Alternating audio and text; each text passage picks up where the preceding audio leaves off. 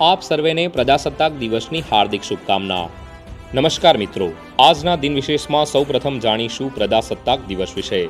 ભારતીય બંધારણ 26 જાન્યુઆરી 1950ના રોજ સમગ્ર દેશમાં લાગુ કરવામાં આવ્યું હતું।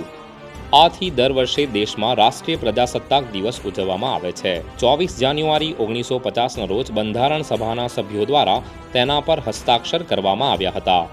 ત્યારબાદ 26મી જાન્યુઆરી 1950ના રોજ બંધારણ દેશમાં લાગુ કરવામાં આવ્યું હતું। ડૉક્ટર રાજેન્દ્ર પ્રસાદ ભારતના પહેલા રાષ્ટ્રપતિ બન્યા હતા। ડિસેમ્બર 1929માં ભારતીય રાષ્ટ્રીય કોંગ્રેસના લાહોર અધિવેશનમાં પંડિત જવાહરલાલ નહેરુના પ્રમુખપદે પૂર્ણ સ્વરાજનો ઠરાવ પસાર કરી 26 જાન્યુઆરી 1930ના રોજ દર વર્ષે આ દિવસને પૂર્ણ સ્વરાજ દિવસ તરીકે ઉજવવાનું નક્કી કરવામાં આવ્યું। 26 જાન્યુઆરી 1930ના રોજ પ્રથમ સ્વતંત્રતા દિવસની ઉજવણી કરી હતી। આ દિવસની યાદમાં 26 જાન્યુઆરી 1950ના રોજ ભારતના બંધારણને અમલમાં મૂકવાનું નક્કી કરવામાં આવ્યું। પ્રજાસત્તાક દિવસ 2024ના મુખ્ય અતિથિ ફ્રાન્સના રાષ્ટ્રપતિ મેન્યુઅલ મેક્રોન છે।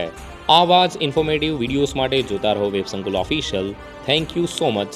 જય Hind, Jai Bharat and happy Republic Day to all of you.